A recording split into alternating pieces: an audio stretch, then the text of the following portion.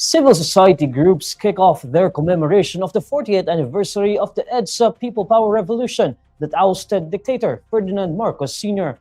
Our multimedia reporter Isabel Pechay gives us the details from Quezon City. Bel? Neil, it has been decades since millions of Filipinos gathered along EDSA in 1986 to restore democracy. Today, on the same day, February 25, church and civil organization leaders commemorate the activity through different protests and prayer march. Under clear skies this morning, citizens gathered at the EDSA Shrine. There they began the prayer march with the recitation of the Rosary.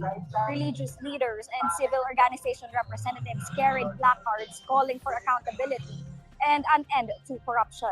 Tindig Pilipinas co-convener Francisco Kiko Aquino D said today's peaceful protest carries the same message as the previous anti-corruption rallies held on September 21 and November 30, known as the Trillion Peso March 1 and 2.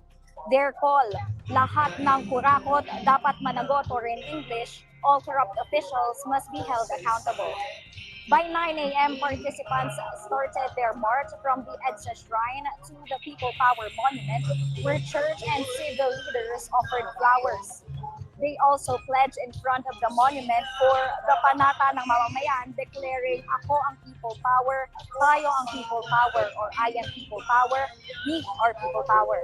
Akbayan Party List Attorney Chel Jokno emphasized that the gathering aims to actualize the dreams of the 1986 EDSA People Power Revolution, particularly ending political dynasties and corruption.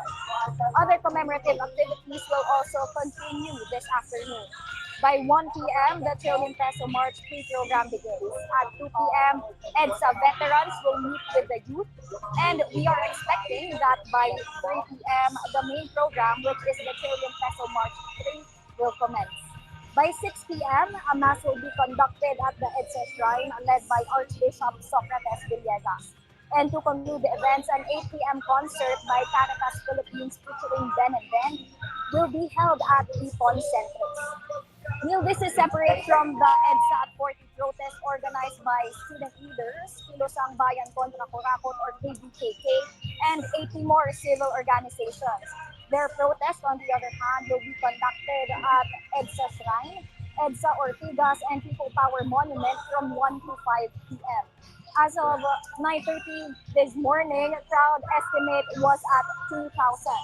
Organizers said it will be hard to tell how many will be able to attend since this is the first time that they conducted the march on a working day, but they are hoping to reach 20 to 30,000 attendees. Initially, 13,000 officers were deployed for this event, but in anticipation of a larger crowd, this number was increased to 14,900. Neil, the police reminds the public to refrain from bringing sharp objects and any weapons. Marshals from PCPD also said smoking, vaping, and bringing of bottled water is not allowed. If possible, Neil, the marshals are also reminding to please leave the kids at home and don't bring them here in anticipation of a larger crowd once the program begins this afternoon. Very, very helpful advice, Bel, for those who want to attend the commemoration this afternoon. Bel, if you can repeat for us again, what are the events lined up for the rest of the afternoon? And again, some advice perhaps for those who wish to attend the commemoration there. Yes, Neil. Right now we are at the White Plains Avenue, and this afternoon at around 1 p.m., the pre-program will begin here at the stage. I can show you towards the stage. Right now, no, there's quite a lull here because the booths just opened where the organizers as well as other organizations are selling merchandise. And then at around 2 p.m., no, EDSA veterans as well as the youth will meet here. And by 3 p.m., the 2 to 3 hour program of the Trillion Peso March 3 will also happen here at the stage behind me. Well, how about the security measures being implemented there? Have you observed any disturbance in relation to the observation of the event? Yes, Neil. Right now, we are seeing police being deployed all over the area. There's also medics here. If in case there are any medical emergencies. Kanina, Neil, no, nung bandang umaga, matapos nga magmarcha yung mga tao, may ilang mga nahilo. Pero agad naman silang nasa kululuhan ng mga medic na nakaantabay mula doon sa harap ng People Power Monument. And dito din, no, sa may habaan ng White Plains ay meron din pong mga police na nakaantabay as well as our marshals and our medic from the hospitals. How about the traffic situation there, Bel? Meron ba tayong mga nakasarado na mga kalsada para make way para dito sa mga events na mangyayari in relation to the People Power Revolution anniversary? Yes, Neil.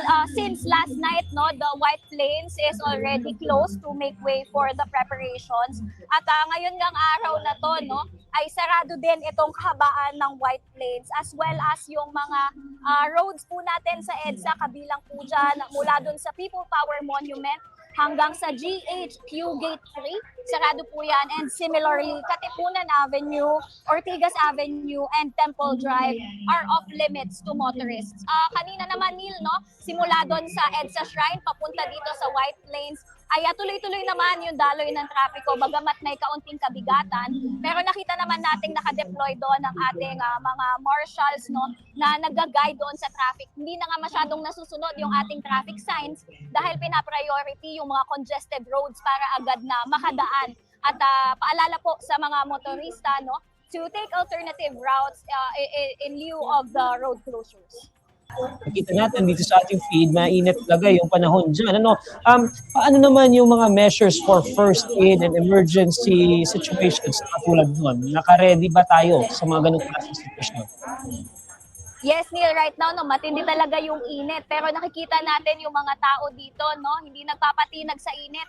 May mga suot silang sombrero at mga cap at yung iba, ginagamit yung placards panangga dun sa araw. Pero ito nila ay hindi alintana, no, para sa mga tao, kagaya nitong mga nasa likuran ko na patuloy pa rin tumindig at ipakita, no, yung kanilang paninindigan ngayong EDSA People Power. At nabanggit nga natin, no, na meron din dito sa ating bandang kaliwa, nandito yung mga medic natin at first aid just in case na merong sasamaan ng katawan o merong mga mahihilo dahil sa tindi ng init.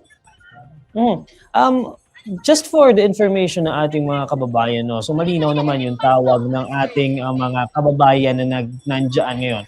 How important is this day, Bel? Para doon siguro sa mga younger audience natin, gaano ka-importante for us to remember itong People Power Revolution? Well, Neil, alam mo marami sa mga kabataan ngayon hindi talaga inabot, no, yung EDSA People Power Revolution. But base nga dun sa mga nakausap natin, no, sabi nila yung mga sumasama dito ay ito ay isang panatana at kanilang paninindigan na para maisa boses, no, yung kanilang concern dahil sa issue ng korupsyon. At sabi nga nila, no, talamak na talamak, grabe ang korupsyon dito sa Pilipinas. Kaya naman, itong simpleng pagpunta nila dito, pag-alaala sa 1986 EDSA People Power Revolution, ay baka mapakinggan naman sila sa kanilang hinaing na sana matigil na ang korupsyon at matapos na ang mga political dynasty. Okay, maraming salamat. Isabel Petchay, live dyan sa May Quezon.